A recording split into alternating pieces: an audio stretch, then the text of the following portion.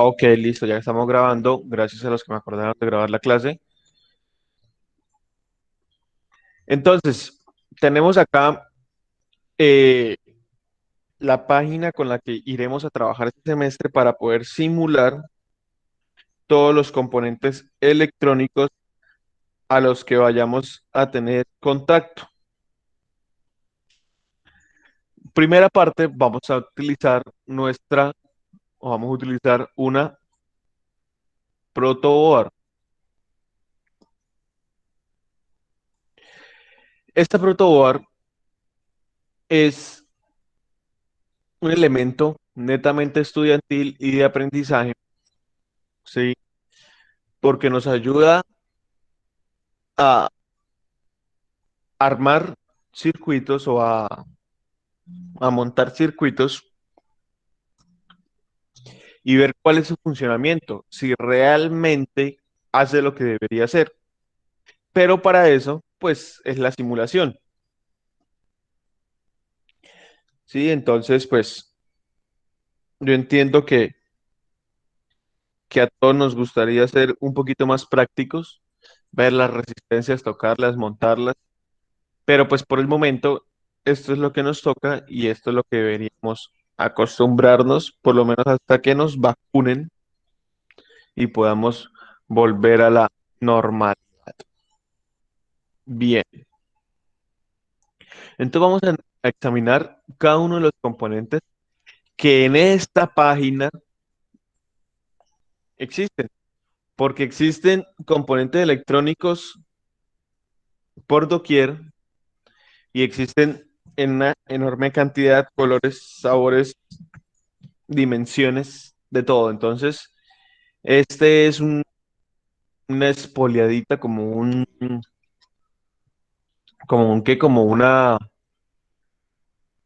muestra de lo que realmente una pequeña muestra de de los elementos que hay en el mundo de la electrónica. El primer elemento que tenemos se llama una resistencia, ¿sí? En este caso podemos darle el nombre a la resistencia, entonces pondrémosle resistencia uno y le damos el valor de la resistencia, 1,2 kilos, ¿sí? Y ella automáticamente toma el valor de la resistencia o toma el valor toma el código de colores, toma el código de colores que yo le asigno, ¿no? Como ustedes saben, hay resistencias,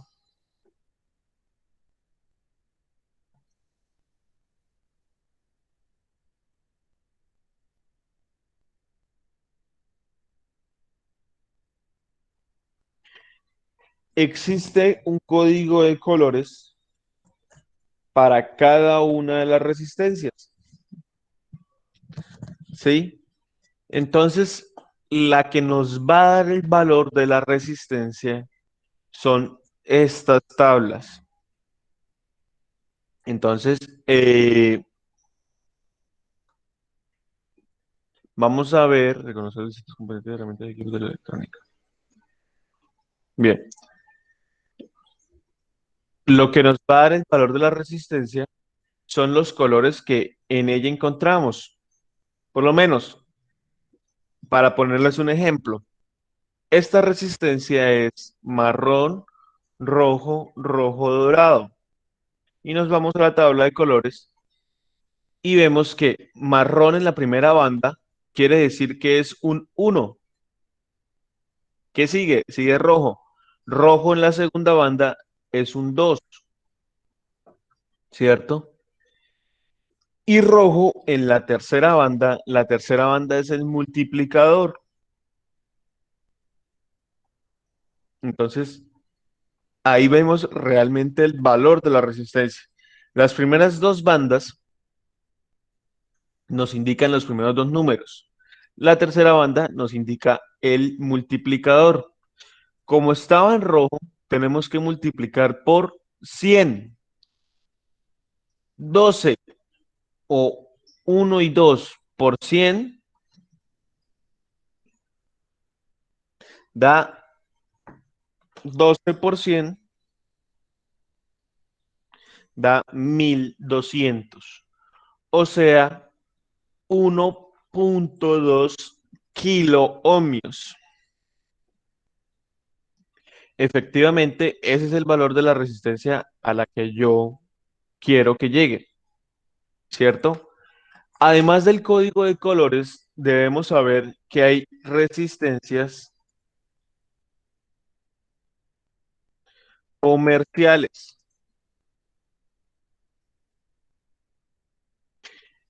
Este, estas resistencias que tenemos nosotros acá, que se ven aquí en la pantalla, son el valor de las resistencias comerciales que podremos encontrar, valga la redundancia, en el comercio, ¿sí?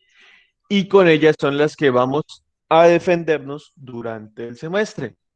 No se vale que como aquí me permite modificarla y yo ponerle 221 ohmios y ya quedó 221. Cuando yo vaya a ver la tabla de las resistencias comerciales, hay 220 y hay 180, pero 221 no hay. Entonces, sencillamente esta resistencia no existe. Existe es 220. Efectivamente, el programa determina o se acerca a la resistencia mucho más cercano. Si yo le pongo 190, él va a tomar, ahí creo que tomó los 190, porque blanco es 9, efectivamente en la segunda banda. Entonces, esta resistencia no existe. Esta resistencia se tiene que mandar a construir o se puede lograr si la componemos de varias resistencias, ¿no? Bien, entonces tenemos la resistencia y ahora vamos a hablar un poco de la protoboard. Esta protoboard, ¿cómo se conectan las cosas o cómo se conectan los elementos en esta protoboard? Déjenme un momentico y voy a abrir una diapositiva donde tengo yo este tema. Denme un segundito. Sí, ay, ay.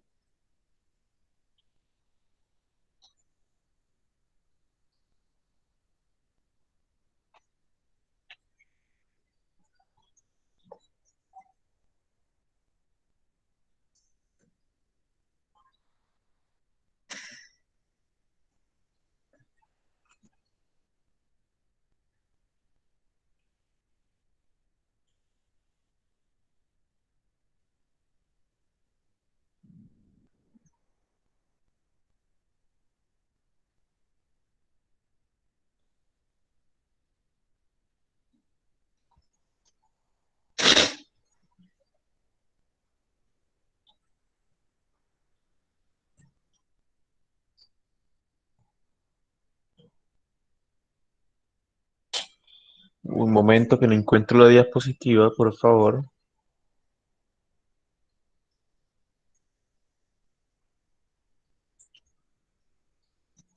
No, esta no es.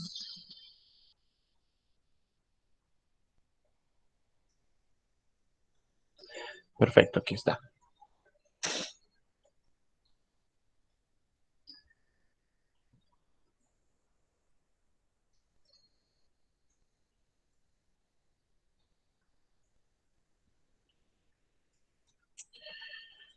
Ok, entonces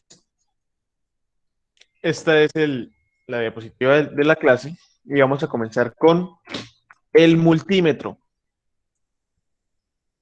Y ya vamos llegando a la protoboard. Vamos con calma.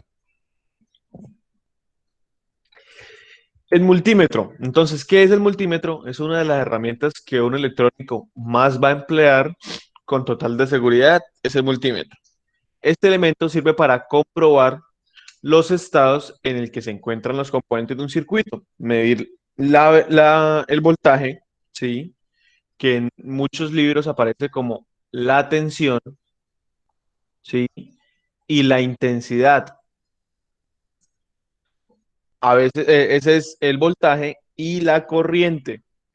Tener esto en cuenta en el momento de que estemos leyendo un texto, muchas de las veces nos dice la tensión y la intensidad, que quiere decir que es la corriente y el voltaje. Bien.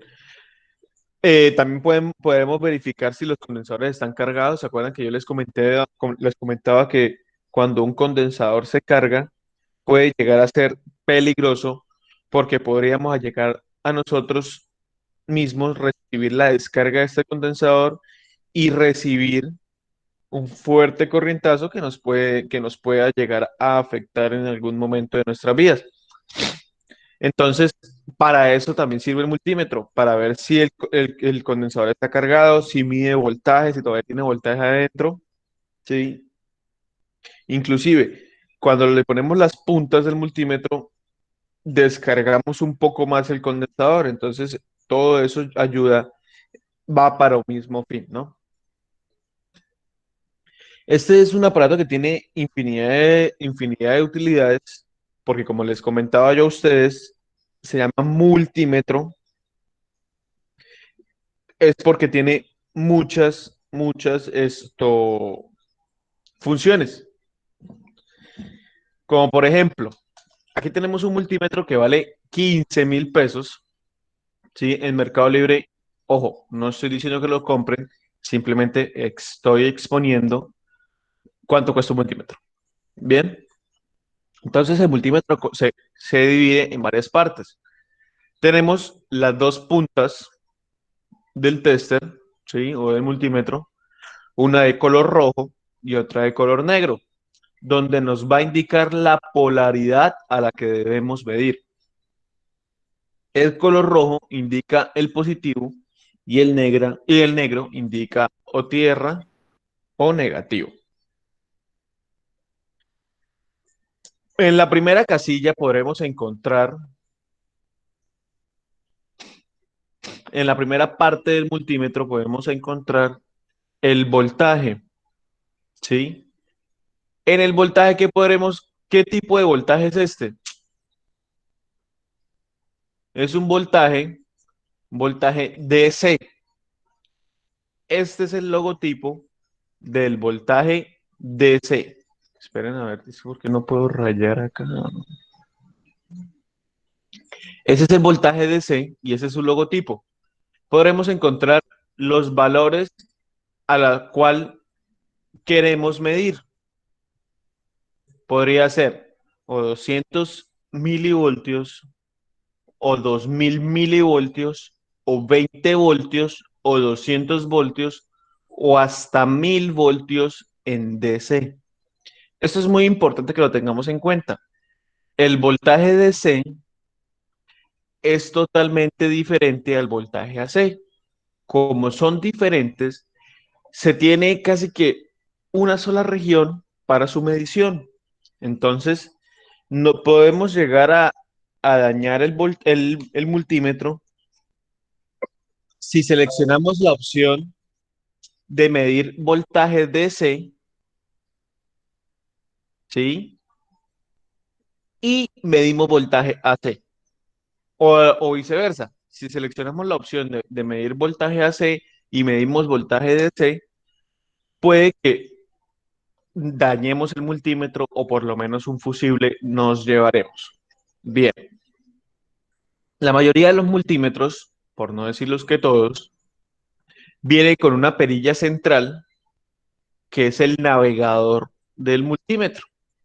Yo ubico esta perilla a donde yo quiera, donde yo quiero medir. Él tiene una flechita. En este momento, el multímetro está apagado, sí, está en la opción off, pero pues aquí siguen apareciendo números, que no deberían. Bien, seguimos con la siguiente casilla. La siguiente casilla es el voltaje AC. Para este voltaje solo vamos a tener dos rangos, menores a 200 y menores a 750. No vamos a tener que medir más de un voltaje AC más de 750, porque pues es complicado encontrar en la vida diaria un voltaje de esos. Pero más sin embargo, eh, si quisiéramos medir un voltaje mayor al de 750, pues simplemente lo que tenemos que hacer es ponerle una resistencia, calcular la corriente por la que pasa en ese, y ahí ya podríamos averiguar qué cantidad de voltaje podremos encontrar esa, en esa salida.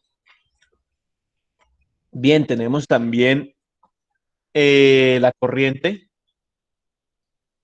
La corriente tenemos entonces también varios rangos para poder medir 200 microamperios, 2000 microamperios, 20 mili, 200 milis y hasta 10 amperios.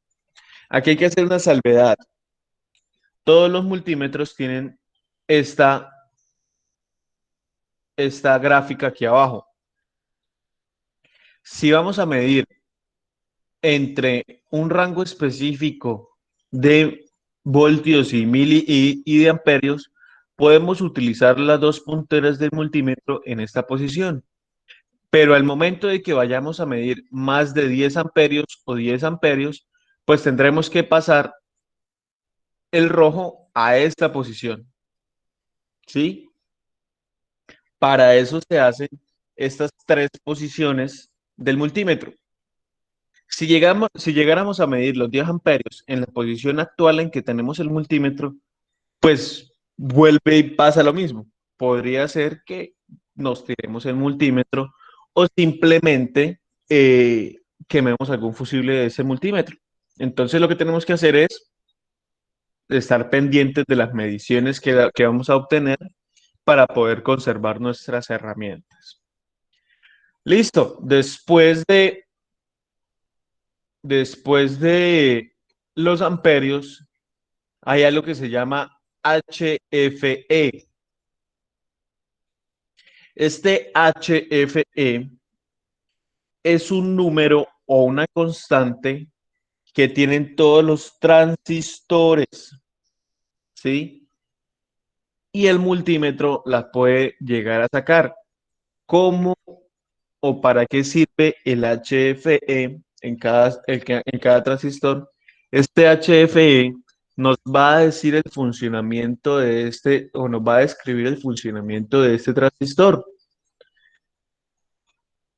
Gracias a los cálculos que se tienen que desarrollar, gracias a este número o esta constante de cada uno de los transistores.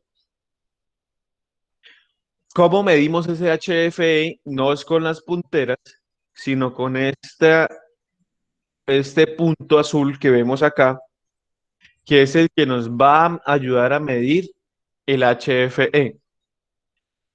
Vamos a ver si se puede ver bien. Voy a buscar otra imagen en YouTube, en Google, donde podamos ver correctamente un multímetro y podamos acercarlo mejor.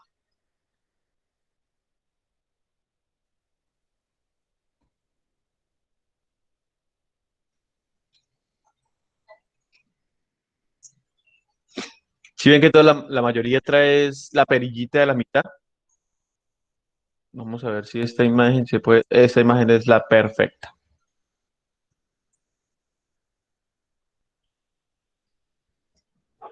Profesor, la imagen todavía sigue en la diapositiva. Sí, se congeló. Sigue en la diapositiva. Ah, ok, ok, ya, en un momento.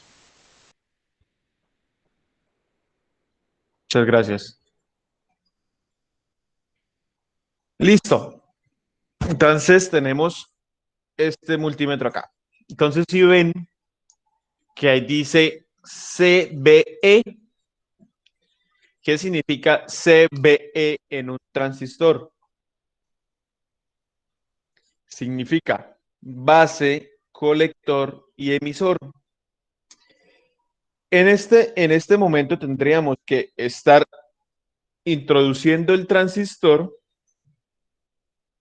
de la manera en que el emisor quede en esta patica, la base en este y el colector en este. Para poder saber cuál es el HFE de nuestro transistor.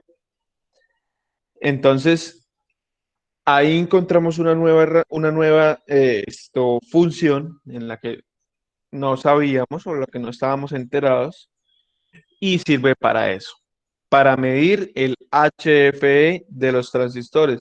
¿Y para qué sirve el HFE del transistor? Para realizar los cálculos correctos del mismo, ¿no? Bien. Después del HFE encontramos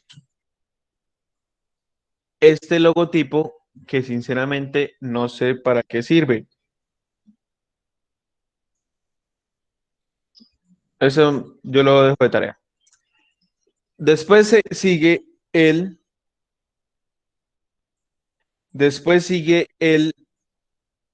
de continuidad, el que encontramos nosotros cuando unimos las dos punteras y enciende o suena un pitido, ¿cierto? ¿No han hecho ustedes ese experimento de que suena un pitido cuando unimos los dos puntos o las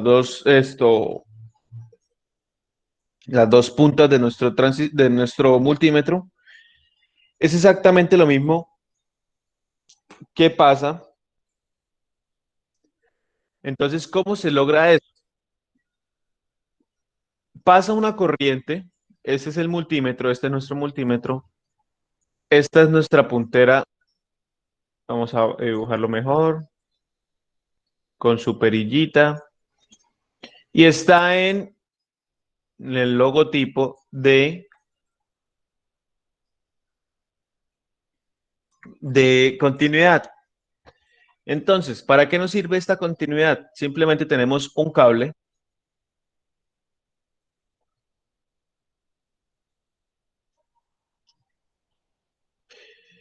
y no sabemos si en su interior está roto, qué tal que esté de esta manera, o sea, esté aislado y no tenga continuidad. Entonces lo que tenemos que hacer es, con una de las punteras,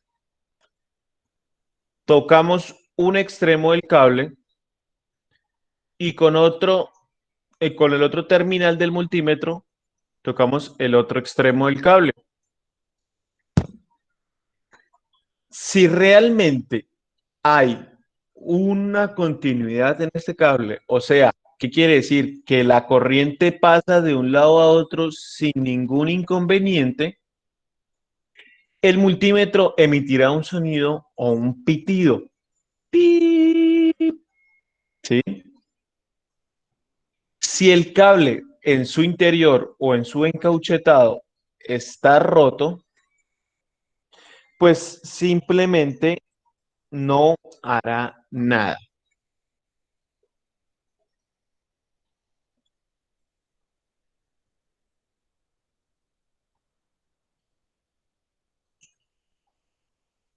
Un momento.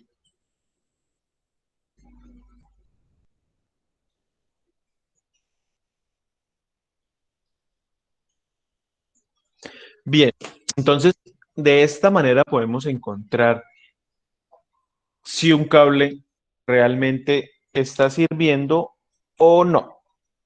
Sí, entonces muchas veces comenzamos y conectamos todo el circuito en la protoboard, no funciona y no funciona y no funciona y no funciona. Lo primero que tenemos que hacer es, obviamente, verificar de que todo esté conectado correctamente y después el segundo paso es entrar a ver continuidades.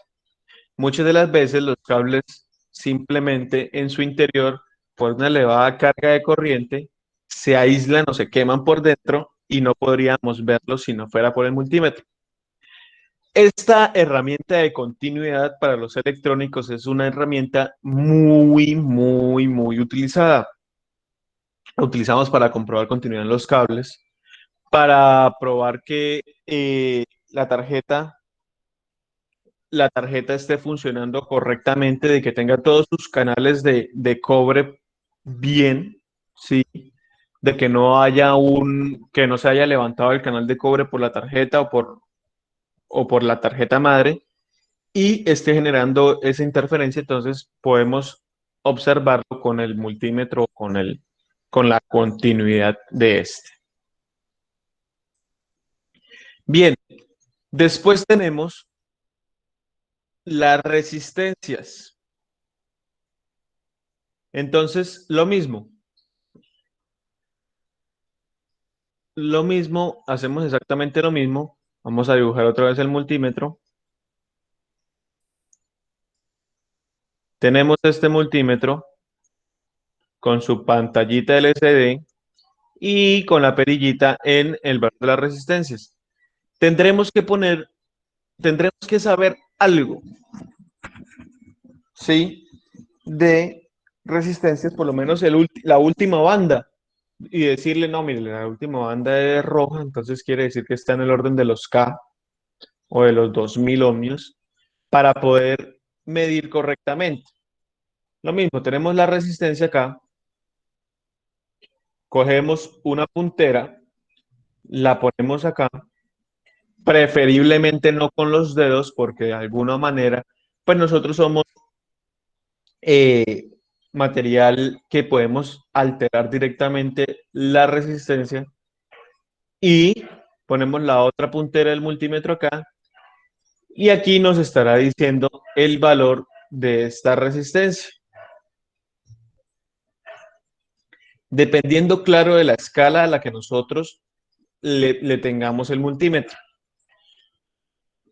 Entonces, de esta manera podemos medir resistencia en una resistencia.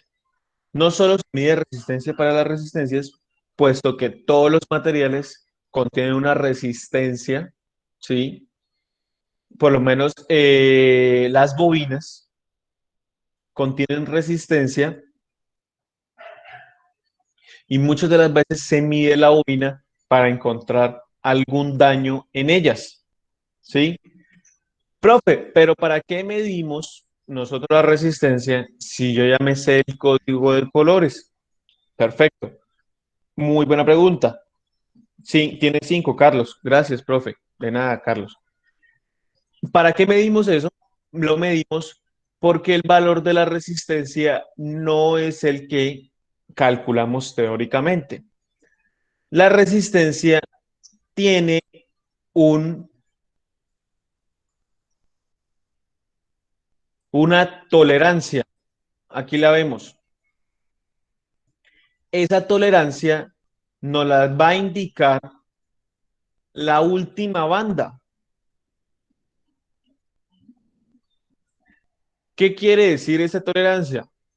Si tenemos dorado en la última banda, quiere decir que vamos a tener un más o menos 5%. O sea, que si esta resistencia es de 1.2 kilo ohmios, el 5% de 1200 son 60 ohmios.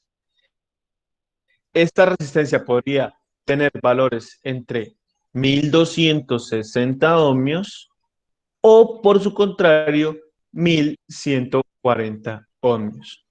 Cualquiera de los dos valores podría adoptar esta resistencia. Inclusive, puede ser entre estos dos valores que esté el valor de esta resistencia. Esta resistencia, si dice 1200 ohmios o 1.2K, nunca va a tener ese valor exacto. Entonces, para eso medimos las resistencias para saber el valor exacto y el valor real de esa resistencia. ¿Sí? Entonces, si se tiene el valor teórico, de la resistencia, toca acá que ver también averiguar el valor experimental de la resistencia. ¿Cómo? Pues siguiéndola con un multímetro y así comparar los datos. Bien, entonces ya sabemos para qué se mide la resistencia, ¿cierto? Ahora vamos con... Ah, ya, llegamos a voltaje de nuevo. Listo, entonces este es un multímetro. Yo ahorita les dejo un video de un multímetro que también es mío, donde operamos y movemos y experimentamos con el multímetro, medimos diferentes cosas con el multímetro.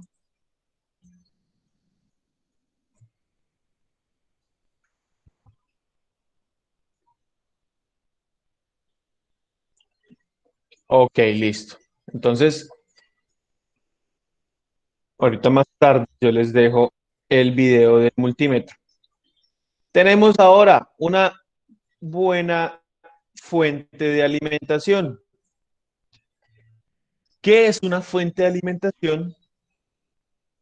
Es el alma de su, o el corazón, no el alma es usted, pero es el corazón de su circuito eléctrico. O si no, ¿cómo funcionaría un circuito eléctrico si no tiene electricidad? Entonces, puede ser que utilicemos unas pilas, unas baterías en un proyecto, sí, puede ser, eso funciona también, pero pues las pilas tienen, como ustedes ya saben, pues de tanto probar y probar y probar y probar y probar, pues en algún momento se acabarán, ¿cierto? ¿Y qué tendremos que hacer? Ir a la tienda y comprar más pilas. ¿Y las pilas viejas que las hicimos? No, pues yo las boto a la basura normal. No, señor, ustedes saben que las pilas viejas son un contaminante muy importante, entonces no podemos botar las pilas a la basura. Tendríamos que dirigirnos a un punto determinado y los puntos que ya están determinados para estos materiales o este tipo de desechos, puntos de desecho de baterías, esos están en los centros comerciales, están en todos lados para, para que podamos nosotros eliminar o botar las pilas correctamente. Uno no puede botar las pilas al piso como si nada. ¿Listo? Entonces, cada vez que utilizamos unas pilas y se dañen, nos tenemos que dirigir o tenemos que depositar las baterías o las pilas en puntos autorizados para su recolección. Bien, entonces estamos viendo de que las pilas primero no es bueno para nuestro bolsillo, porque estar comprando un paquete de baterías cada vez que voy a encender el circuito, pues no es bueno. Y segundo, pues no contribuye mucho con el medio ambiente. Entonces, para eso existe la fuente de voltaje variable, ¿sí? Eh, estas fuentes de voltaje, dependiendo de su fiabilidad y de su voltaje, podremos encontrar los precios. Vamos a ver entre qué rangos y qué rangos existen las fuentes de voltaje. Vuelvo y les digo, no les estoy diciendo que compren absolutamente nada, simplemente estamos viendo y estamos, así como cuando a uno le preguntan, buenas a la orden, se le ofrece algo, uno dice, no, simplemente estoy mirando, gracias. Familia Miranda, apellido Peláez. Vamos a meter a Mercado Libre e encontramos fuentes realmente costosas, 360.000 pesos, va de 0 voltios a 30 voltios con 5 amperios, tiene su pantallita muy bonita, pero también podemos encontrar desde 95.000 pesos, en fin, de todos los precios hay acá, ¿no? Inclusive, podríamos utilizar un adaptador de voltaje como estos si necesitamos un voltaje de 12 voltios en nuestro circuito, simplemente cortamos acá y quedan dos cables que esos dos cablecitos son los que nos van a servir a nosotros para alimentar nuestro circuito. Lo que pasa es que obviamente pues es lo peligroso, ¿no? Es lo peligroso de pues tener esa fuente ahí directamente conectada a la pared, pues ella no tiene ninguna protección, sino simplemente se va. Pero bueno, entonces estas son las fuentes de voltaje variables. Como podemos ver, hay de todos los precios, de todos los sabores, de todos los colores, e inclusive podemos encontrar las fuentes de los computadores que también son utilizadas en la electrónica para suministrar energía a a nuestros circuitos. Lo que pasa es que estas fuentes hacen mucho ruido, no son muy silenciosas, entonces son como fastifastis. Bien, con la fuente de poder vas a adaptar la tensión y la corriente a los valores que necesites. Entonces, usted juega aquí con la cantidad de voltaje, con estas perillitas y la cantidad de corriente que usted quiere que el circuito consuma. ¿Sí? Yo sé, voy a limitar la corriente de mi fuente a unos 2 amperios, porque yo estoy seguro que después de esos 2 amperios el circuito está funcionando mal, entonces no quiero arriesgarme, no quiero arriesgarme, entonces para eso yo delimito el poder o el voltaje de mi fuente de voltaje.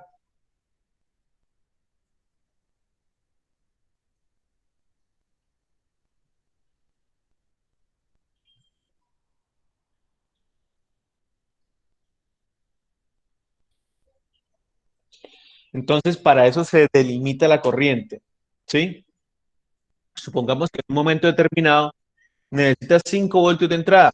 Por ejemplo, el Arduino, no, ese no es el ejemplo. Bueno, en fin, en nuestro circuito necesitamos 5 voltios de entrada, en otro 12 y en otro 9 voltios y que entregue al menos 2 amperios. Es una auténtica locura estar continuamente buscando algún componente que pueda darnos esa tensión o corriente. Por ese motivo existe este instrumento electrónico esencial. Imagínense tener una pila para los 9 voltios, otra pila para 5 voltios, otra pila para 12 voltios y todas en un circuito. Pues sería muy incómodo poder tener primero el costo de adquirir toda esa cantidad de pilas y después pues lo incómodo que sería conectar estas pilas, que no se vaya a descargar ninguna pila, porque entonces el circuito deja de funcionar. En fin, entonces obviamente, para las personas que realizan circuitos o que trabajan con esto, pues una fuente de voltaje tiene que estar entre sus elementos eh, o sus herramientas de trabajo predilectas. Un segundito, un momento, ya, bueno, un segundito.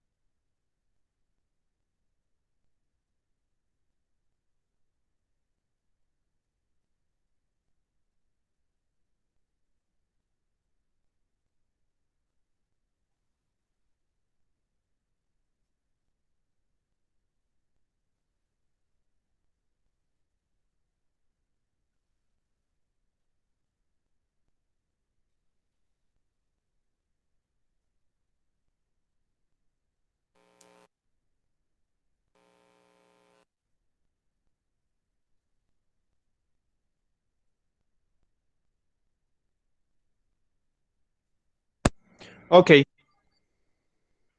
entonces esta es la fuente de voltaje. Entonces, Si nosotros somos unos electrónicos puros y queremos estar verificando los circuitos, queremos estar montando circuitos, esta fuente es obligatoria en sus quehaceres. Bien, ahora la famosísima protoboard. Se trata de un elemento absolutamente necesario para crear y probar las conexiones entre los diferentes componentes y así comprobar si funcionan correctamente. ¿Cuál es el proceso para el diseño, para el correcto diseño de una solución o de un circuito? Entonces, primero ustedes me dirán, ¿ustedes cuál creen que son los pasos para el diseño de un circuito? A ver, alguien que me diga o vamos complementando con opiniones de los compañeros. Como la pregunta, profe.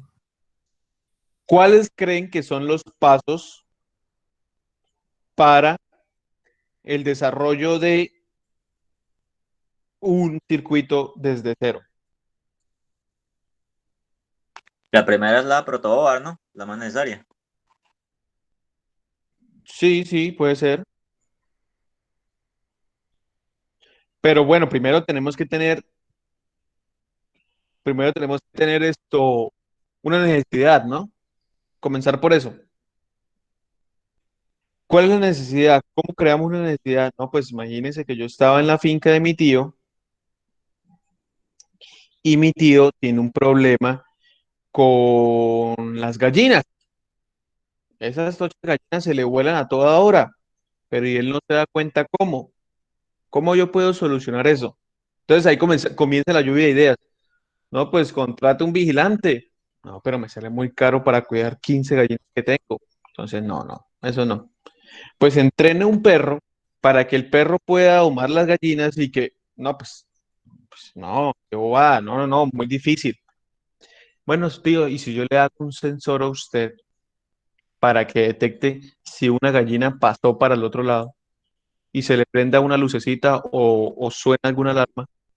Y eso no es costoso y podremos implementarlo. Ah, bueno, listo, perfecto. Eso me gusta. Sí, listo. Ya encontramos una posible solución a ese problema, ¿no? Bien, listo. Primer paso, entonces, tener el problema. Segundo paso, lluvia de ideas. Ya hicimos la lluvia de ideas, despejamos las ideas y encontramos una idea que puede llegar a ser viable. Aún no lo sabemos. ¿Qué sigue? Sigue un bosquejo del circuito. Entonces, bueno, entonces mire, este es el galpón de las gallinas. Pero un momento, dibujamos acá un momentico. Este es el galpón de las gallinas y las gallinas se salen es por uno de los lados de la reja que tiene los huecos muy grandes.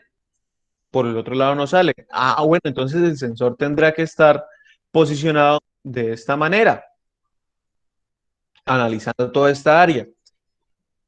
Y mi casa queda acá, la casa de su tío. Entonces, de alguna u otra manera tengo que yo conectar esto de acá a la alarma sonora de la casa para evitar que las gallinitas se salgan o para avisarnos cuando las gallinas vayan a salirse. Listo, ya tenemos la idea que obtuvimos de la lluvia de ideas, ya la formalizamos más y ya obtuvimos un bosquejo de lo que realmente vamos a obtener. Entonces, ¿qué sigue? Entonces sigue recopilación de información. Entonces, ¿cómo recopilamos otra información? Pues con nuestro amigo Google llegamos y le decimos alarma para gallinas.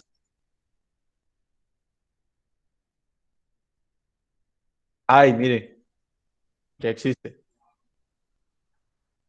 pero vale 280.000 pesos.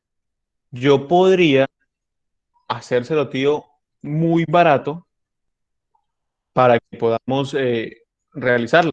Listo, nos basamos en este diseño, nos basamos en estas funciones que tiene este gran general animal y alarma caballo, no sé qué será, pero bueno, estamos poniendo un ejemplo. Mire, entonces él tiene 35 sonidos diferentes, 9 animales, 16 melodías, 10 sirenas, en fin. Tiene una cantidad de sonidos. Entonces, pues tío, ¿usted necesita toda esa cantidad de sonidos? No, sobrino, yo necesito simplemente es que me avise que las gallinas están saliendo. Entonces, volvemos al tema, volvemos a la cosa, entonces ya listo, verificamos qué es lo que quiere el cliente. En este momento es nuestro tío que simplemente le avise cuando una gallina salga. Volvemos a la investigación. Sensores de proximidad. Podemos encontrar sensores de 7.500 pesos hasta 100.000 pesos. ¿Sí? Entonces, pues de ahí depende de lo que nosotros queramos invertir en nuestro proyecto. En fin, digamos, escogí ese sensor, pues se detecta de 3 a 80 centímetros. Tocaría buscar un sensor de proximidad infrarrojo. Y podemos encontrarlo a 4.200 pesos un módulo de sensor. Listo, ya tenemos el módulo del sensor, ya sabemos cómo lo vamos a armar. Entonces, ¿qué sigue? Pues sigue es comenzar a cacharrear para ver cómo montamos ese circuito. Primero, entonces, serían los cálculos del sensor, qué resistencia necesita, qué voltaje necesita, en fin, eso. Y ya tendríamos el sensor, conectamos el sensor y probamos en la protoboard. Entonces, ¿cómo probamos? Vamos a probar entonces con que cada vez que haya un objeto a más de 15 metros, entonces él va a prender un LED. Entonces conectamos, hacemos nuestras conexiones, pam, pam, pam, pam, pam, pam, y probamos. Ah, sí, mire, cada vez que pasa por ahí un bulto que más o menos se parece a una gallina, ¿sí? El LED se prende. O sea, ¿qué quiere decir? Que el sensor está funcionando. ¿Qué sigue después de la protoboard? Después de la protoboard sigue circuito impresos o PCB. Estas PCBs o circuitos impresos son el producto final. O sea, ya cuando nosotros estamos seguros de que nuestro circuito funciona, de que realmente este cable está haciendo lo que está haciendo, de que pasamos todo de esta protoboard a los circuitos impresos o a las PCB. Soldamos, tun, tun, tun, tun, tun, tun, y acomodamos. Le damos la, la terminación final. Entonces el circuito impreso lo metemos, mira, aquí hay una baquelita universal, ¿sí? Entonces podremos utilizar una baquelita de esas 2.500 pesos y por último lo metemos en una cajita de circuitos. Obviamente con el sensor asomando por fuera. Y listo. Ya tenemos el sensor para gallinas 3000. Entonces, si ven toda la cantidad de pasos que hay para desarrollar un, una innovación o desarrollar una idea. Entonces, cada uno de esos pasos es importante de que realmente lo hagamos. ¿Sí? De nada sirve yo coger y ponerme a gastarme las pestañas a desarrollar el detector de gallinas 3D cuando en el mercado existe uno más barato y mejor. No, pues tío, pues cómprese ese, que me va a poner a mí a matarme a inventar el agua tibia. No, no, nada, cómprese ese, no hay problema. Y el tío se lo compra y efectivamente no salen más gallinas. ¿Y cómo hubiésemos sabido eso? Pues tendríamos que haber investigado antes de cualquier cosa. Bien, entonces, la protoboard, hablo mucha, mucha, mucha mentira. La protoboard es necesaria en el proceso para elaboración de los circuitos, que la elaboración de los circuitos o la elaboración del producto final. ¿Por qué? Porque en la protoboard pues probamos si ese sensor realmente nos servía, si ese sensor realmente alcanzaba a detectar el bulto, como es, no sé, una gallina pesada 2 kilos, 3 kilos, el volumen de la gallina, ¿sí? O si no, tendríamos que haber utilizado otro tipo de sensor. En fin, aquí realmente en la protoboard donde nos damos cuenta cómo están, cómo están los procesos y cómo están el circuito, el diseño del circuito. Bien, ¿cómo funciona una protoboard? La protoboard viene dividida entre columnas y filas. Aquí vemos, vamos a ver si se puede ver mejor esa imagen.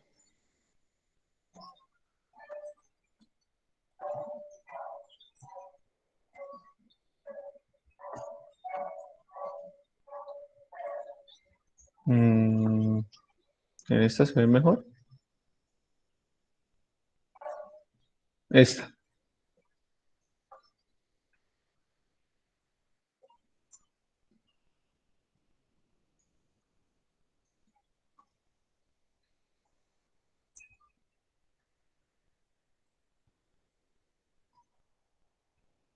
Bueno, aquí tenemos la imagen grande. Entonces,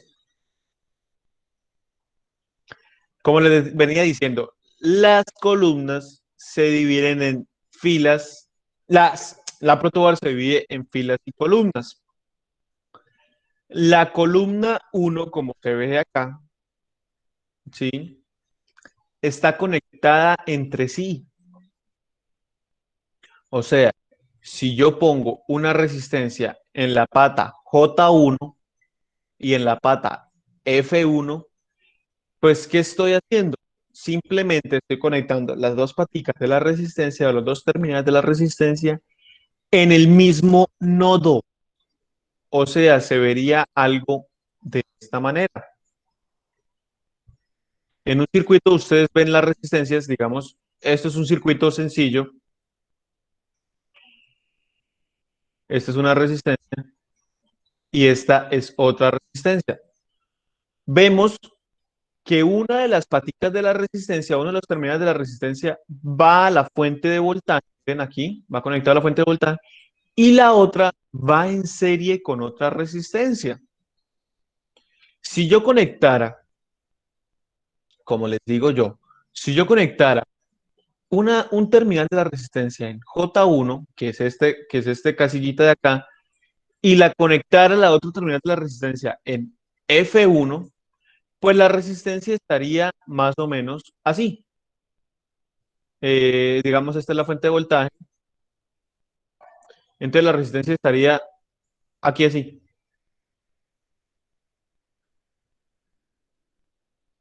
Así. Entonces, realmente no es el trabajo para la que está diseñada la protoboard. Eso es una eh, incorrecto manejo de la protoboard. Miren, aquí está la resistencia mal conectada en una sola columna. Tendremos que utilizar columnas diferentes para poder llegar a un feliz término con las resistencias. Lo mismo pasa acá. Miren, no podemos conectar los circuitos integrados así. Para eso existe, o para eso la protoboard tiene una canal en toda la mitad, y esa canal es perfecta para que entre el integrado, ¿sí? Entonces el integrado lo tendríamos que conectar de esta manera. Vamos a coger un integrado y lo conectamos.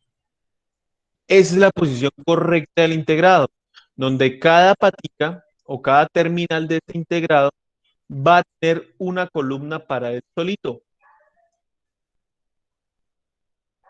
Una columna para él solito. Entonces, esta columna para esta patica, para la patica número 16, o para el terminal número 16, esta patica para el terminal número 1, y así sucesivamente, y así poder generar las conexiones correctas para este integrado, este LM339. Entonces, volvemos a retomar. La protoboard se divide en columnas y en filas.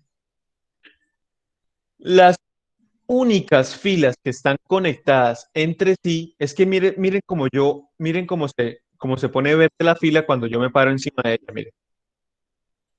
¿Qué quiere decir eso? Que toda esa fila está conectada entre sí. Lo mismo pasa con la fila de abajo. Toda esa fila está conectada entre sí. Por eso se alumbra toda en verde. Lo mismo pasa arriba, lo mismo pasa con la línea de abajo. Entonces, las únicas que se conectan en filas son los extremos superiores y los extremos inferiores.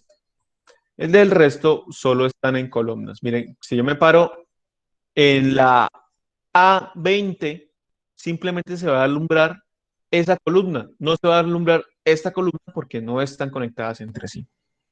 Bien. Ese es el funcionamiento correcto de una protoboard, ¿sí? Y vemos ya los circuitos que podemos llegar a montar en las protoboard. Estas protoboards son de plástico y cuando uno conecta un transistor que no tenga disipador de corriente, o de calor que diga, pues muchas de las veces se nos derrite la protoboard y se daña la protoboard. Entonces hay que tener mucho cuidado con esto.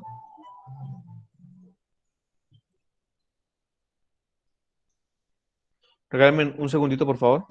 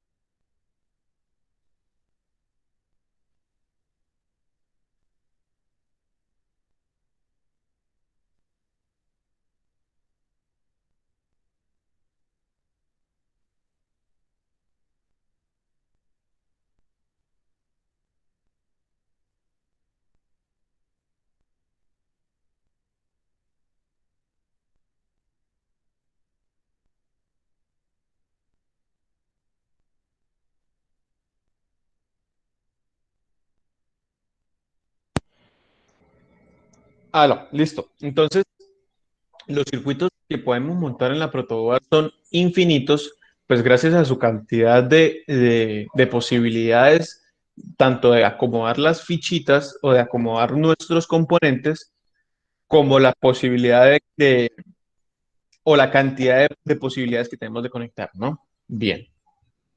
Entonces, aquí tenemos lo que yo les explicaba, lo de las columnas, que son estas columnas, y lo de las filas que se conectan. Por lo general, las filas de arriba y de abajo las utilizamos como bus de alimentación. ¿Qué es un bus de alimentación? Es donde conectamos el positivo y el negativo para que todos los elementos de nuestro circuito saquen la corriente de ahí. Es más o menos como funcionan los transformadores y cómo funcionan nuestras casas. Centrales eléctricas coge y tiende dos líneas y cada caja se va cogiendo directamente de cada de las líneas. Es exactamente lo mismo que hacemos acá. Entonces, si aquí hay un integrado, pues simplemente yo me cojo de la corriente de acá y me cojo de la corriente de este punto. Y así de esa manera, pues podemos conectar un integrado sin tener necesidad de alimentar solo a ese integrado, sino alimentando directamente casi a toda la protoboard. Bien, entonces estos son los nodos de conexión. Este es el canal central, el que yo les decía es un canal físico, ¿sí? Por donde nos distancia correctamente desde este punto a este punto para poder conectar los integrados. Bien, entonces yo sé que pues verlo o escucharlo hablar pues es difícil de imaginar, pero para eso pues tendríamos que trabajar en nuestra protoboard y poder desarrollar algo con ustedes para poder entender mejor el funcionamiento de esta.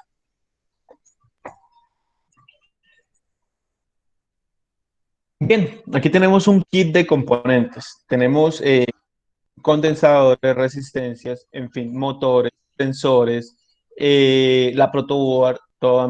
Obviamente, si no dispones de componentes electrónicos con los que crear tus circuitos, no podrás hacer nada. Simplemente podríamos simular todos los circuitos para poder ver qué es lo que pasa.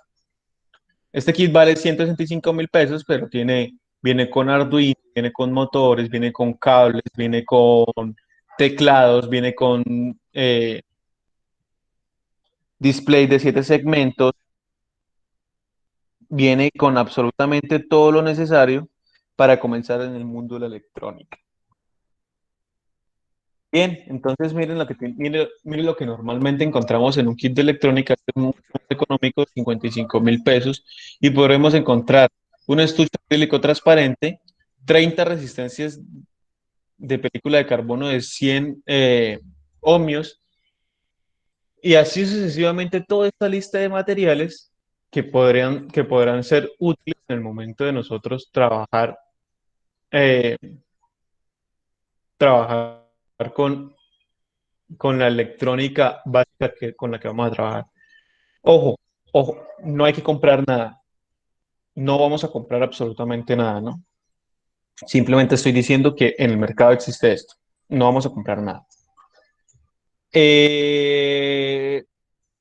Entonces, pues componentes, ¿no? Pues entonces serían resistencias, LEDs, pulsadores, potenciómetros, la misma protoboard, fuentes de alimentación. Mire, aquí tiene una alimentación. Sí, ¿esto qué es? Esto es módulo de poder para protoboard, ¿sí? Entonces, pues viene casi que el kit completo para comenzar nosotros en la electrónica. Bien, también tenemos un soldador o un cautín. Esta herramienta es necesaria para montar PCBs o circuitos impresos de manera manual. Si quieres crear tus propios proyectos y no dejar los componentes de manera indefinida en una protoboard con cables por todos lados, vas a tener que hacer uso de un soldador o de un cautín. Este cautín por lo general viene acompañado de una pastica, de una cremita, que es cuando ustedes lo no sé si han visto, cuando ustedes lo ponen, el, como si se estuviera asando.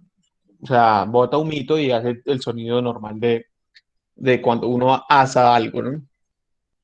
Esta pasta ayuda a que no se le peguen tan fácil los componentes al cautín, ¿sí? Y podamos llegar a soldar. ¿Con qué soldamos? Pues este cautín simplemente nos da calor, pero necesitamos un elemento que se funda o que se amalgame con el componente electrónico y pueda llegar a quedar inmóvil. Entonces ahí entra el estaño, que es un hilo plateado, un cablecito plateado, un alambrito plateado, pero es muy suave, es muy duro. O sea, ustedes los pueden partir con la mano y hacer una bolita, ¿sí? pueden romperlo, pueden, cuando ustedes lo muerden, él se deforma todo. Y cuando, claro, está en presencia del cautín, él se derrite, se funde. Y al fundir, pues podemos encontrar, podemos eh, soldar esto, cualquier elemento que queramos, ¿no? Aquí por algo había un video, vamos a ver si podemos ver el video.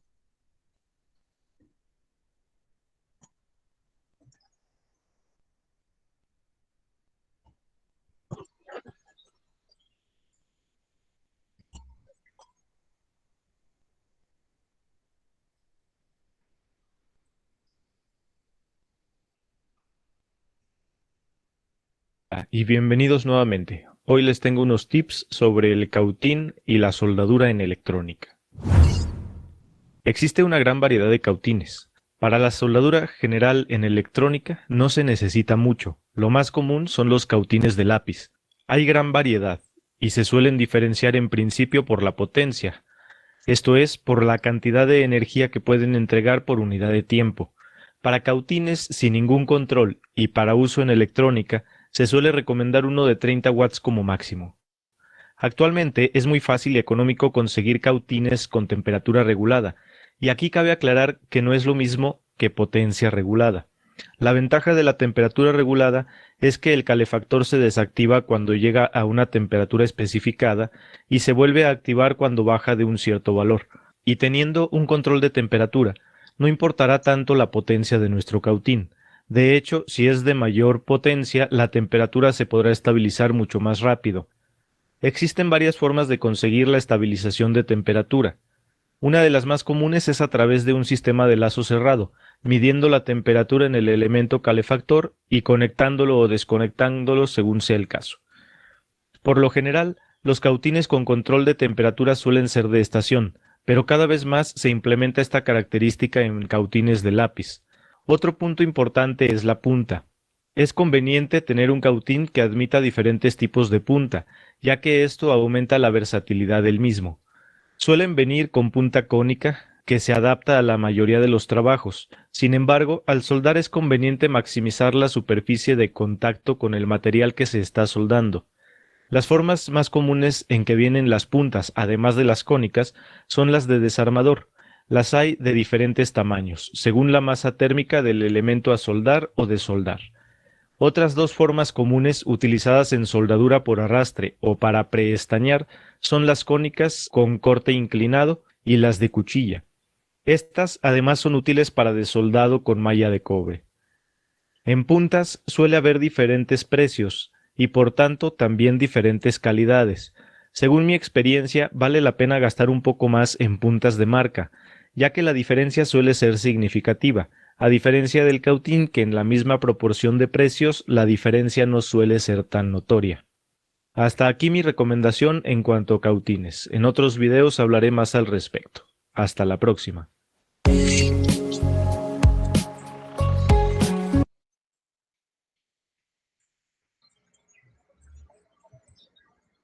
Bien, como podemos ver, pues existen N.000 cautines, N.000 tipos de cautines y todo depende pues, del uso que nosotros queramos darle, ¿no? Si vamos a soldar cada mucho, entonces pues no es recomendable gastar mucho dinero en un cautín.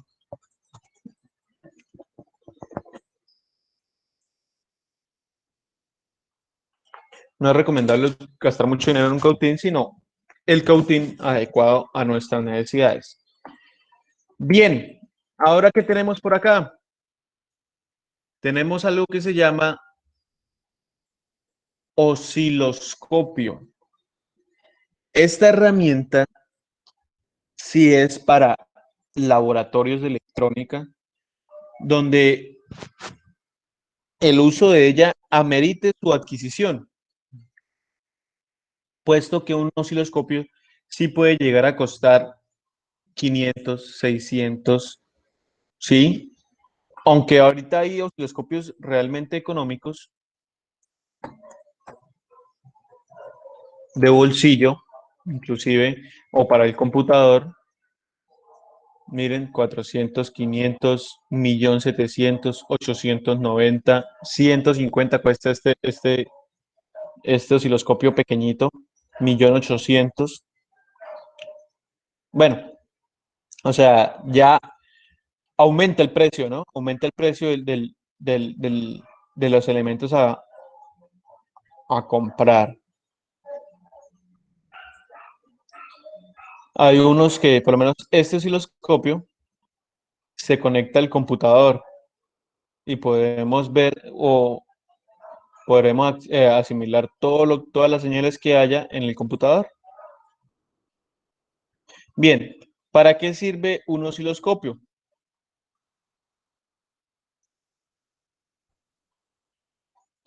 Si vas a trabajar venido con circuitos AC o de corriente alterna, es muy útil. Podrás ver cómo se comporta una señal al detalle, si tiene ruido o no, si se ve afectada en algún tramo del circuito. Entonces, como se ve acá,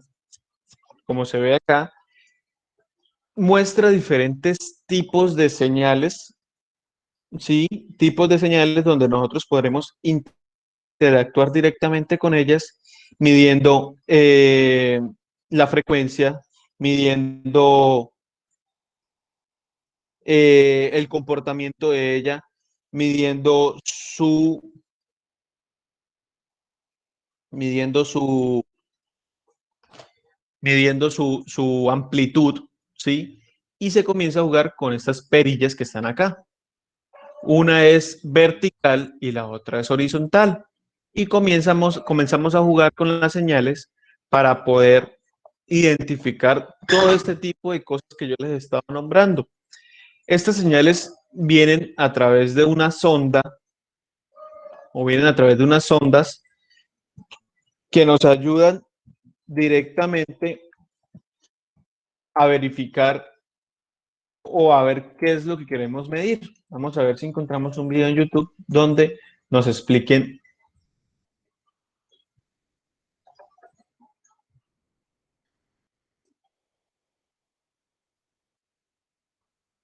Miren, vamos a ver este video rápidamente, un segundito, dura 3 minutos y es mucho más fácil explicarlo con con un osciloscopio en la mano que yo en el aire o...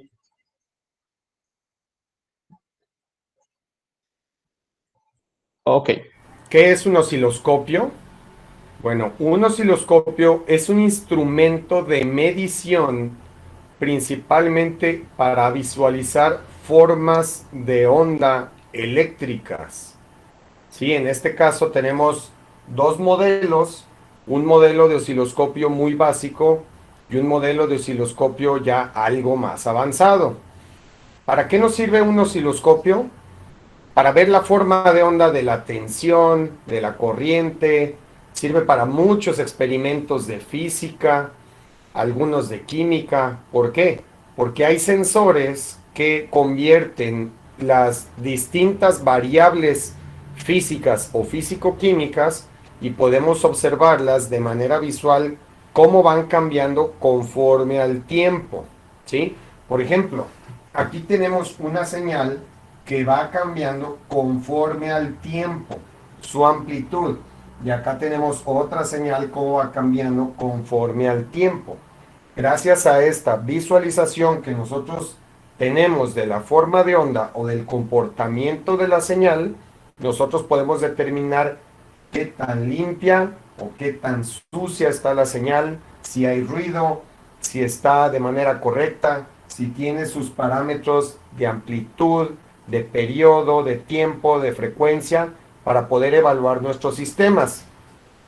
Un osciloscopio es muy útil para evaluar sistemas eléctricos, sistemas de potencia, y es una herramienta de diagnóstico bastante valiosa para poder reparar radios, televisiones, variadores de velocidad, sistemas electrónicos y poder visualizar prácticamente cualquier tipo de señal. Vamos a estar viendo en las siguientes lecciones los parámetros básicos para poder elegir un osciloscopio Uno de ellos, que es el principal, es el número de canales. Aquí tenemos un osciloscopio de 2 canales y un trigger externo.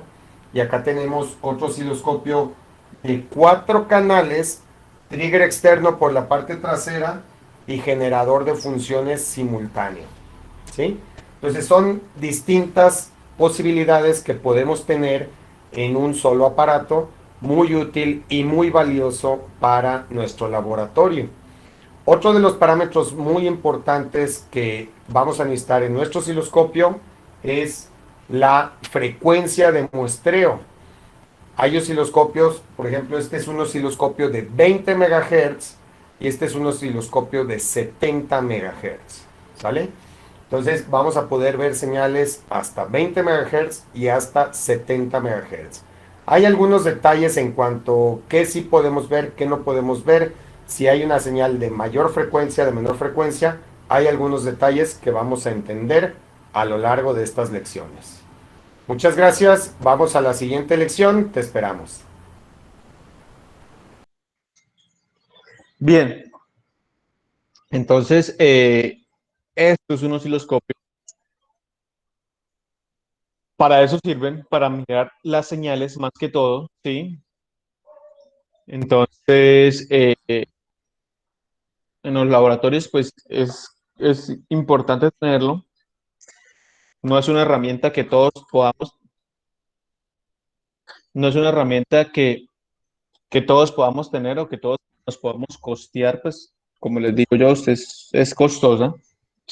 Pero pues, si alguien tiene la oportunidad de ver un osciloscopio, pues es muy, muy, muy bonito, muy, muy chévere. Bien.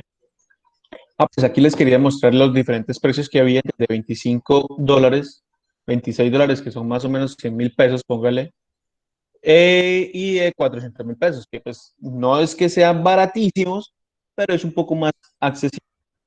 Digamos, para los carros ahí existe un osciloscopio, que es un osciloscopio automotor, donde podremos ver las señales que se transmiten a través de la computadora y podemos cotejar si realmente son lo que nosotros queremos. Por ejemplo, existe una señal que se llama PWM. Esta señal se utiliza para controlar la velocidad en motores DC, ¿sí? ¿Qué es un motor DC? Pues un motor de cualquiera, un motor de los que tenemos nosotros, los que tenían nuestros juguetes y eso.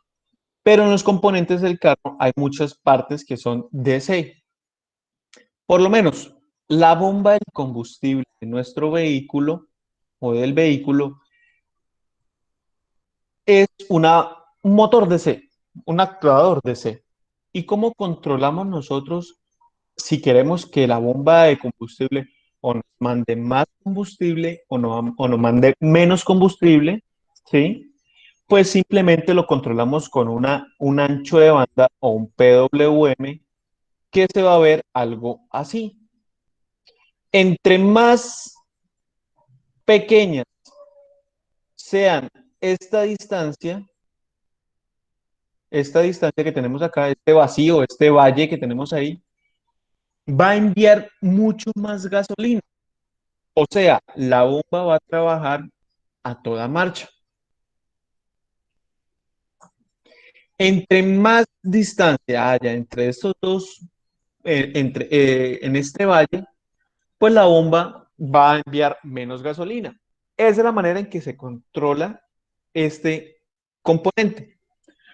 ¿Cómo podemos saber de que el que está dañado es la bomba o realmente el que está dañado es otro componente?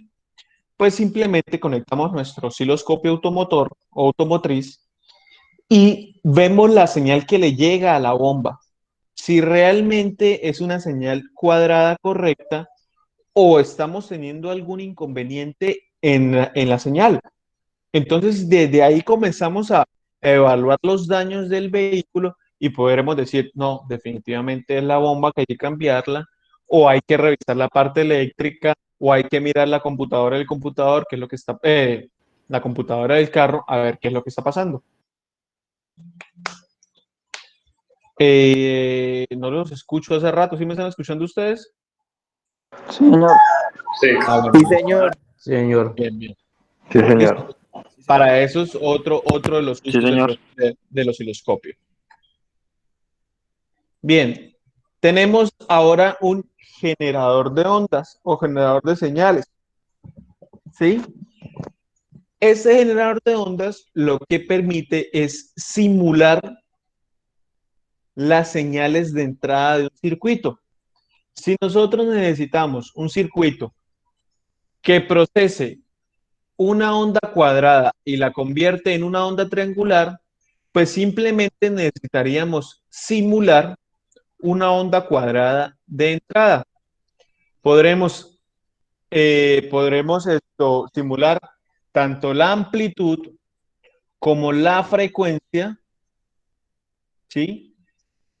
Entonces, esta simulación nos permite encontrar mucho más fácil o simular el circuito mucho más fácil para, para nuestras aplicaciones. Por ejemplo, yo creo que Tinkercad tiene simulador de generador de ondas y tiene osciloscopio. Entonces vamos a ver cómo se opera estos elementos. Voy a eliminar esto por acá, esto también, esto también. Entonces tenemos generador de funciones, se llama aquí en Tinkercad. Vamos a pegar por aquí. Y también tenemos un osciloscopio. Entonces, el generador, vamos a conectarlo directamente a la protoboard y vamos a utilizar el osciloscopio para ver las sondas generadas del generador y la vamos a ver directamente en nuestro osciloscopio. Iniciamos simulación y vamos a ver qué pasa.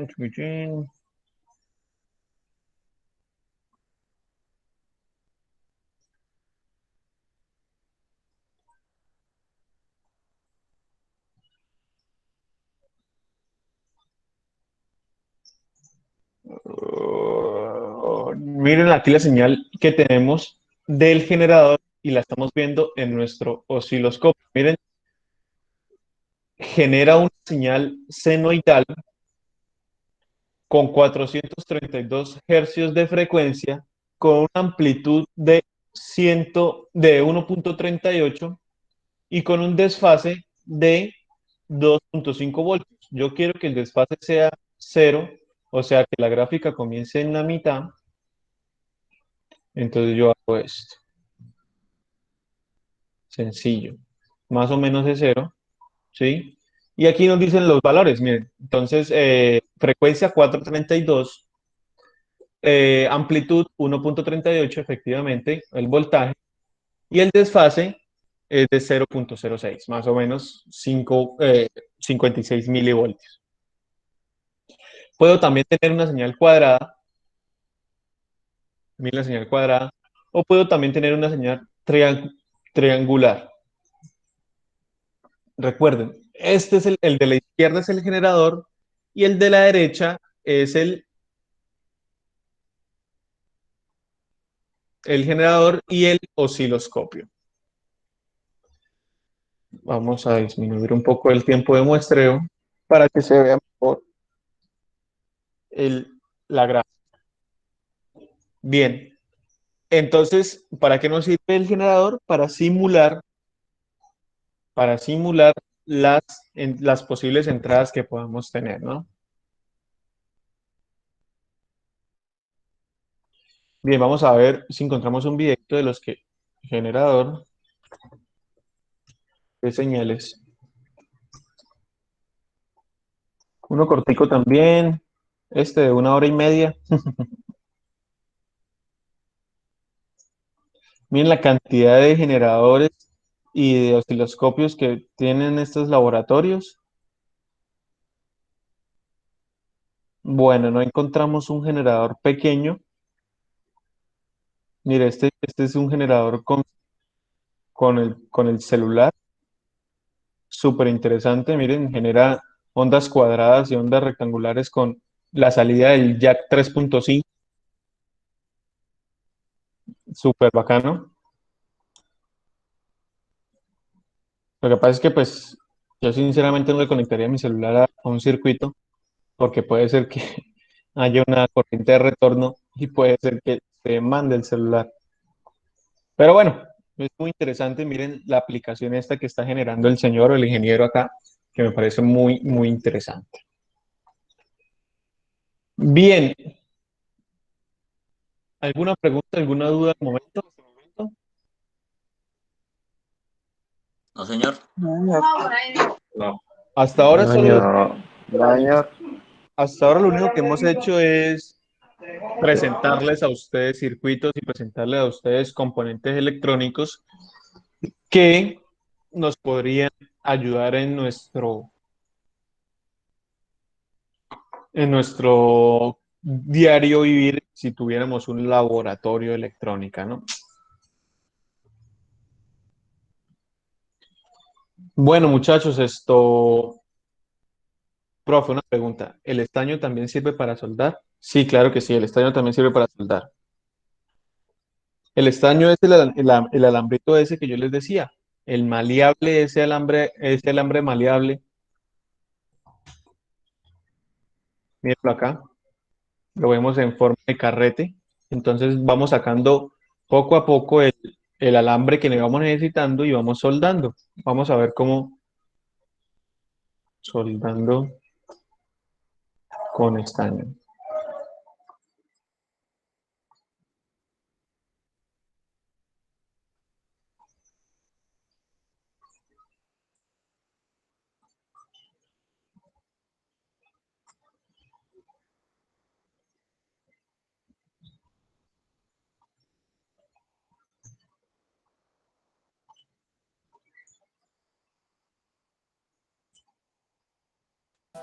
En este video, aprenderemos a soldar con un soldador de estaño. Lo que necesitaremos son las piezas a soldar. Hay que soldar sobre un material que no sea tela. Necesitaremos también estaño. Un cautín, en este caso utilizo uno de 60 watts. Papel para limpiar la punta del cautín. Pasta para soldar. Bien. Comenzaremos pelando el cable. Para esto utilizaremos un pelador de cables. En este caso utilizaré una tijera para pelar el cable, ya que para mí es más fácil pelar con la tijera que con el pelador de cables.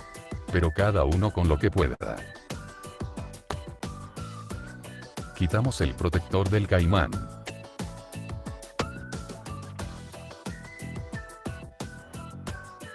Lo primero que tenemos que hacer es estañar el caimán y el cable.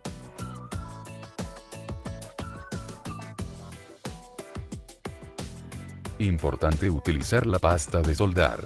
Para saber si el cautín está caliente y listo para soldar, hacemos una prueba.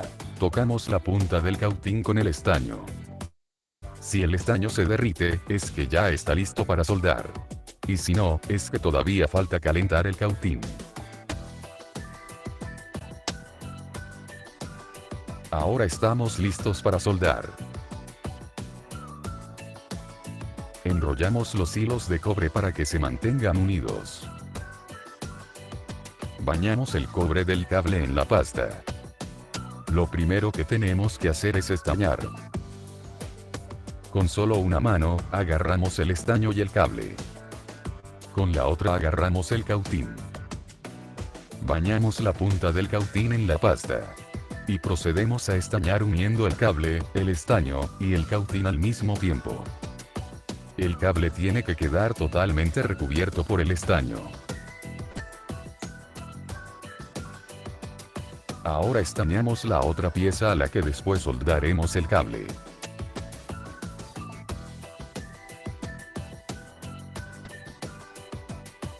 Unimos todo al mismo tiempo.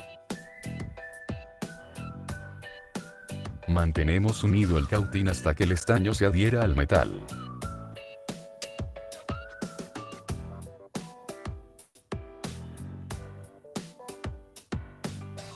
Ahora sí procedemos a soldar.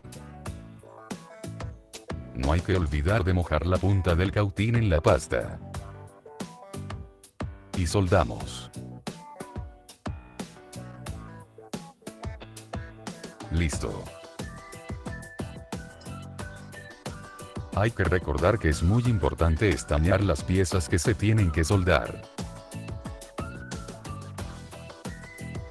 Para terminar apretamos los sujetadores del cable.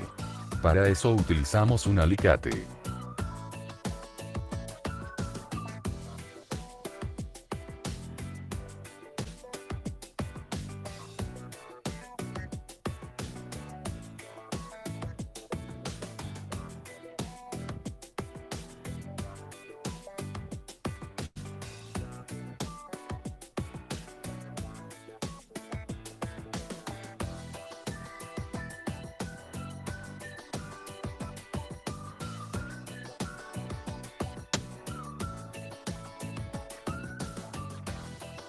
Colocamos el aislante del caimán.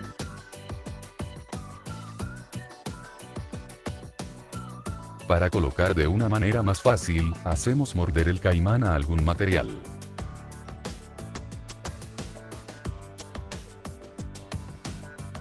Y colocamos el aislante.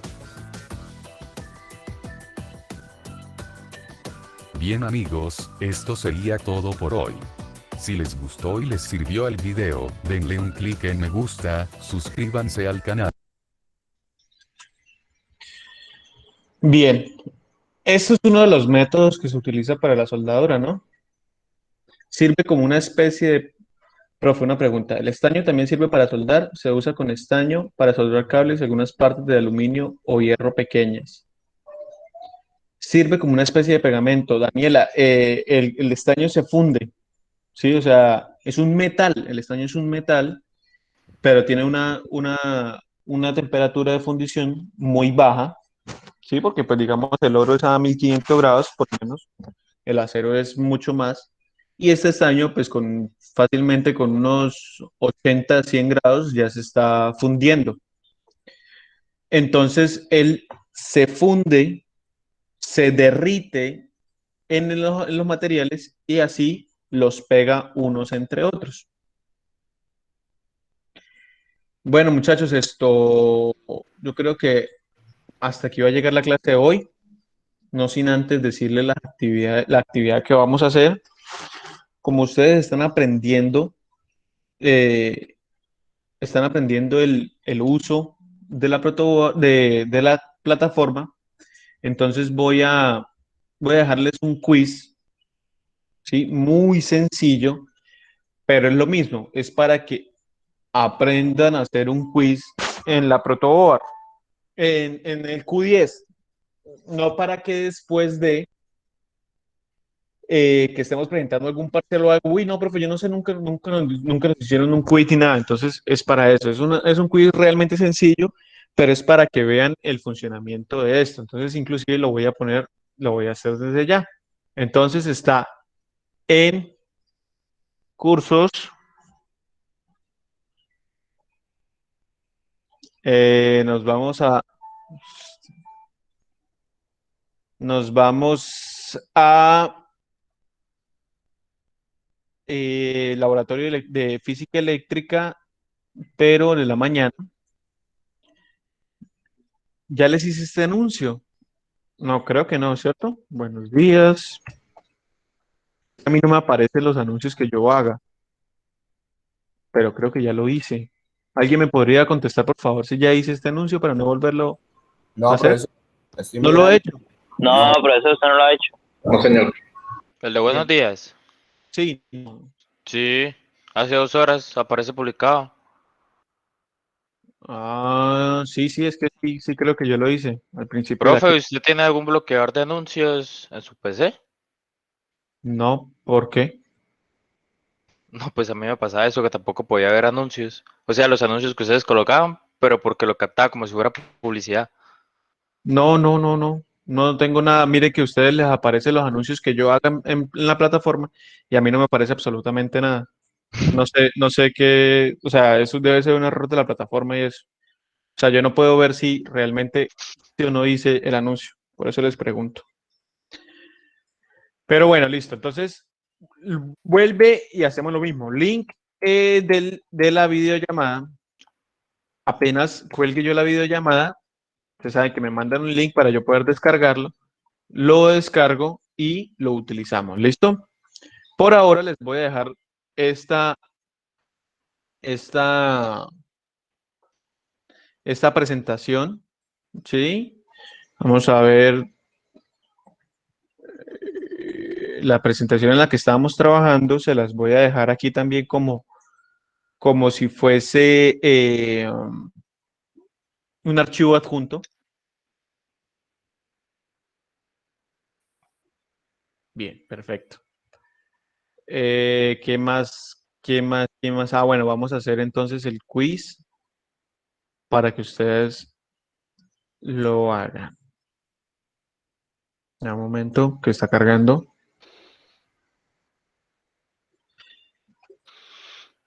Más o menos cuánto tiempo hay para No, pero es que hacer el ustedes quiz. hacen ese quiz en 15 minutos.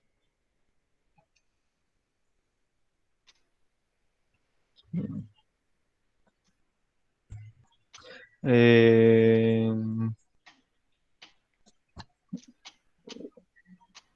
Voy a ponerle 60 minutos y voy a darles 3 intentos para que puedan desarrollar el quiz correctamente. ¿Listos?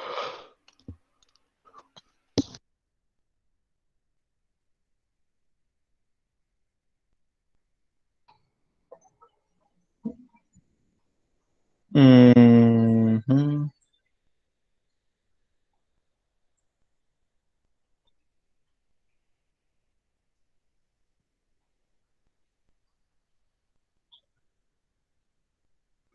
Mire, entonces vamos a poner preguntas de única respuesta.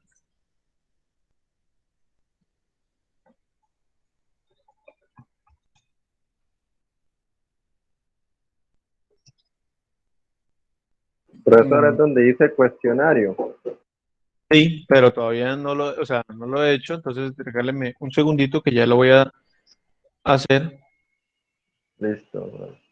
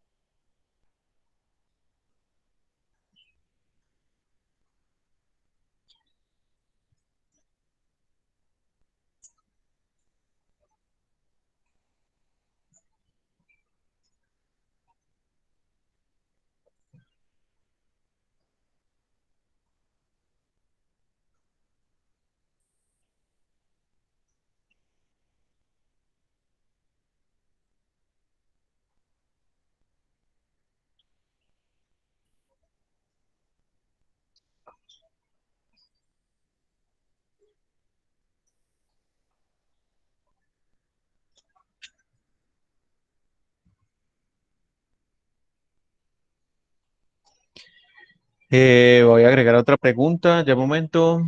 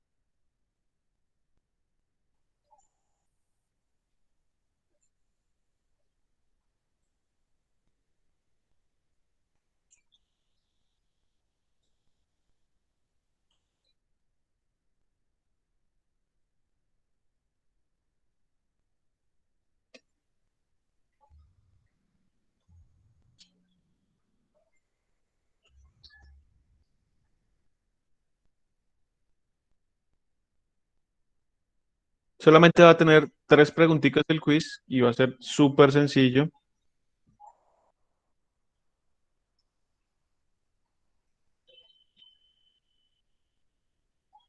Mm,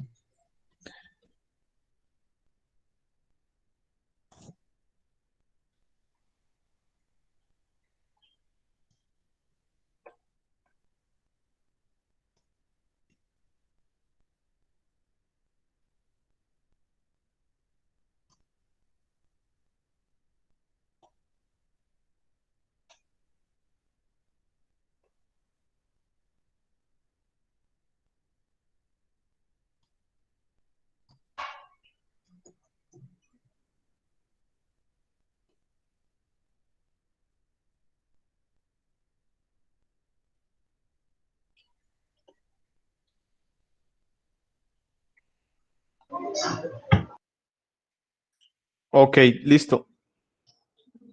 Uy, pero yo Monsalve cómo ha conseguido hacer el quiz y yo no lo he terminado ni siquiera de hacer. Bueno,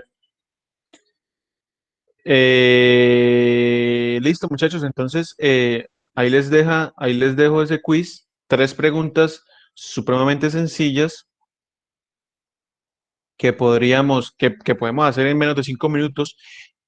Al igual, tienen 60 minutos para hacer el quiz y tienen 3 oportunidades. Si tienen alguna pregunta, por favor, vayan al video, ven el video y pueden realizar sin ningún problema la actividad. ¿Listos? Listo, profe. Entonces, profe. cualquier Listo, cosa, Listo, profesor. cualquier duda, me escriben al WhatsApp y con gusto los atenderé. ¿Listos? Bueno, Bueno, pues. Listo, profe, muchas gracias. Listo, No, profesor. profe, gracias. Ay, Listo, profe, profesor. muchas gracias.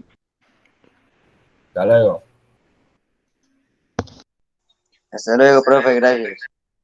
Hasta luego. Hasta luego.